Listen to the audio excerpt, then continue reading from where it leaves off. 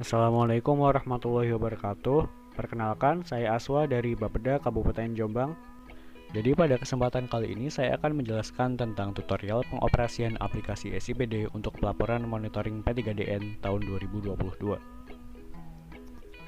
Yang pertama, ada dasar hukum dari pelaksanaan P3DN yang dapat dilihat pada layar berikut. Khususnya pada poin terakhir yaitu Surat Sekjen Kemendagri nomor 530/3445/SJ tentang pemanfaatan aplikasi P3DN merupakan dasar hukum pelaporan monitoring P3DN dalam SIPD. Sebelumnya, pelaporan monitoring P3DN dilakukan dalam aplikasi Sierra BPKP. Namun per tanggal 1 Agustus 2022, penggunaan Sierra sudah di-cut off dan diintegrasikan dengan SIPD. Penggunaan aplikasi SIPD P3DN diwajibkan per tanggal 1 Juli 2022. Jadi selama masa transisi yaitu 1 Juli hingga sebelum 1 Agustus, user masih wajib untuk menginput monitoring P3DN pada kedua aplikasi. Nah, selanjutnya ada tutorial pengoperasian aplikasi SIPD P3DN. Langkah yang pertama adalah membuka link p3dn.sipd.kemendagri.go.id. Lalu masukkan username, dalam hal ini NIP kepala Bapeda dan juga password. Lalu centang kepala OPD dan pilih daerah, lalu klik login. Setelah login sukses, akan tampil halaman dashboard. Lalu ada dua cara untuk mengisi monitoring P3DN. Untuk cara pertama, pilih menu input data.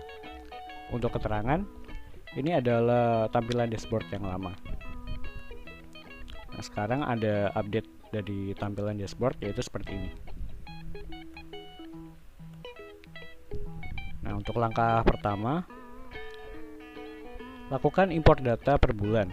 Apabila data sudah terimport, maka akan muncul notifikasi dan dapat lanjut ke langkah berikutnya. Langkah kedua, pilih bulan sesuai periode monitoring yang akan diisi dan klik tampilkan. Format realisasi tidak akan bisa ditampilkan apabila data bulan belum terimport. Nah, ini adalah contoh apabila bulan sudah diimport. Jadi, pengimportan data hanya perlu dilakukan sekali saja. Nah, ini adalah contoh yang kedua, apabila format realisasi ditampilkan tapi bulan belum terinput, maka akan ada notifikasi data tidak ditemukan. Selanjutnya, jika sudah mengikuti langkah sebelumnya dengan sesuai, akan tampil program dan kode program yang dapat di-expand. Nah, setelah mengklik salah satu program akan ada tampilan sebagai berikut. Jika di-scroll ke kanan, ada simbol panah yang dapat diklik untuk menampilkan kegiatan dan subkegiatan yang merupakan tempat untuk mengentri hasil monitoring P3DN. Nah, ini adalah hasil tampilan setelah mengklik subkegiatan. Lalu bisa di-scroll ke kanan lagi, nanti akan ada 5 kolom yang dapat diisi. Yang pertama ada realisasi belanja dan persentase TKDN. Ciri-ciri dari kolom yang dapat diisi adalah headernya berwarna hitam ataupun biru. Khusus TKDN persen yang headernya berwarna biru ini dapat diklik untuk menampilkan barang yang sudah tersertifikasi TKDN. Nah, ini ada 4 metode penentuan persentase TKDN yang urut sesuai prioritas. Yang pertama ada sertifikat TKDN oleh Kementerian Perindustrian. Yang kedua ada pernyataan penyedia. Yang ketiga ada perkiraan pejabat pembuat komitmen. Dan yang terakhir adalah perhitungan tim P3DN yang ada di masing-masing daerah. Lalu khusus rekening perjalanan dinas, seluruh komponen pada rekening tersebut diisi dengan persentase TKDN 100%. Ini apabila header dari TKDN persen tadi diklik. Bisa di search produknya, lalu dapat dipilih dan hasilnya akan langsung terinput pada kolom-kolom yang bisa diisi. Nah, ini adalah kolom lain yang diisi, yaitu ada kode HS, ada kode RUP, dan juga nomor sertifikat. Apabila memilih barang dari klik header TKDN persen tadi, maka kolom kode HS dan nomor sertifikat akan terisi otomatis. Lalu untuk kolom keterangan, mau langsung memilih sertifikat dari TKDN persen tadi atau diisi manual, akan tetap muncul secara otomatis. Nah, untuk kode RUP ini dapat disesuaikan dengan yang ada di sirup. Selanjutnya, cara yang kedua adalah dengan menggunakan menu ekspor dan import. Nah, untuk metode ekspor dan import ini hanya perlu online ketika mengunduh dan mengunggah file saja. Jadi, pengisian file Excel tidak memerlukan koneksi internet sama sekali. Jadi, langkah pertama yang dapat dilakukan adalah dengan klik Export Excel, lalu akan tampil tampilan seperti berikut, pilih bulan dan klik download.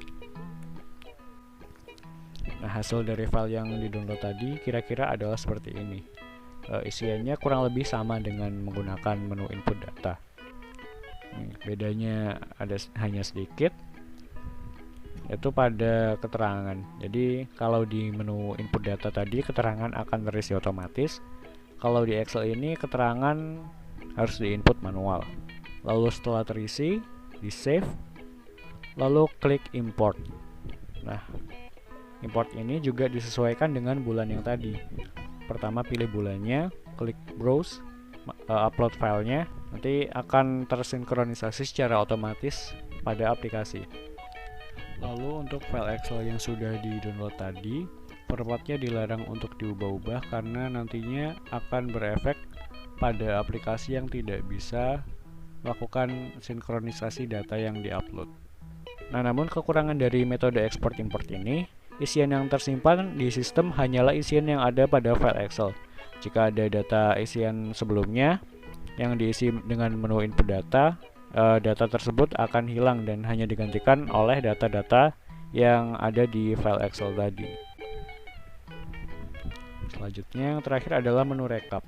Menu rekap ini digunakan untuk menampilkan data pada bulan tertentu. Penggunaannya cukup mudah, yaitu pilih bulan dan klik download. Nah, hasil dari download rekap tadi adalah seperti ini.